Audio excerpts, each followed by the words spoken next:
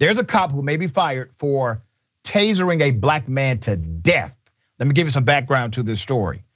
Let's put up the picture of this black male who was killed, all right? This actually happened on October 13th. Somebody called the cops on Mr. Jim Rogers. That's Mr. Rogers. Mr. Rogers was riding a bike left on a curb for basically anyone to take. While the bike's owner was intending to sell it, she reported and said she likely would have given it to Mr. Rogers for free, no cost whatsoever. When Rogers returned the bike where he found it, he sat down to smoke a cigarette. Let's put a picture up of the officer who tasered Mr. Rogers, all right? When the police arrived, Officer Keith Edmonds immediately escalated the situation and used the taser on Mr. Rogers, all right? Let's go to the screenshot of what witnesses saw that day. Edmond used the taser 10 times. Keep that picture up. 10 times on the individual, Jim Rogers. Onlookers had described Rogers during the incident as non-violent and not aggressive, and they did not understand why this was happening to a non-aggressive individual. Rogers went into cardiac arrest soon after the attack, died the next day at the hospital. He was only 54 years of age. It gets deeper. The local coroner, all right? The local coroner comes out and rules the death accidental. But the internal police investigation pointed to, and I quote, procedural failures by the cops involved, multiple. According to the Pittsburgh Post-Gazette, the city's police union took issue with those reports.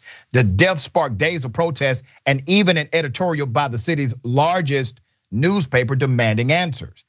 In December, the highest ranking police officer on duty that day retired ahead of possible disciplinary action.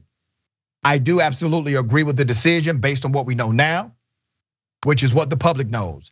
It is certainly a negative on the officers and on the Pittsburgh Bureau of Police, said Beth Pittinger with the Citizens Police Review Board. Pittinger pointed out just because these officers may be fired, that doesn't necessarily mean they will face criminal charges. And that lies your systemic and structural issue right there. Here's the reality. You actually don't need massive police reform. I would like to see it.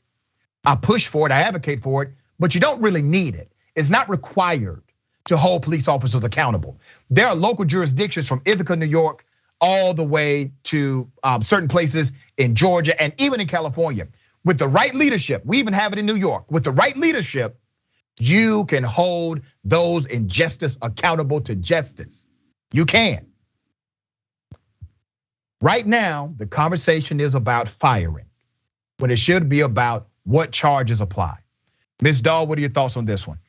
Yeah, I agree. I mean, thank goodness. One thing I did like about this, though, is that they didn't just fire the one officer; they're firing 6. So, because we've talked about this before, it's a group mentality, and so I'm glad that they did acknowledge that and that there was a review process. In terms of criminal liability, again, sometimes it's in the details and it's hard to make these things stick. There had to be a requirement of recklessness. He died, I think, later on. He was still in custody. And so did it lie in the tasering? Did it lie in the fact that he didn't get proper medical evaluation after the tasering? Sometimes there's smaller amounts of liability spread out among a larger group. And in that case, it's harder to find criminal culpable for one particular person. I don't know if that's what's happening here. I haven't delved into that story enough. But you are right that if there was any recklessness, I mean, the fact that he did it 10 times seems to me to have some sort of level of recklessness alone. I'm glad they're trying to clean it up, but perhaps they could be doing more here. Yeah, definitely. And here's what I see. I see a cop who was aggressive and violent to an individual who did not deserve any criminal treatment whatsoever. And I believe the witnesses. I believe all of the witnesses who said the man was not being aggressive, he was not violent. However, he was still tasered 10 times. And there's a but for element here. That scenario led to his death. We can argue about what else occurred after that. But if he did not have that encounter with that police officer who broke policy, according to the police department, if that did not happen, Mr. Rogers will be alive today.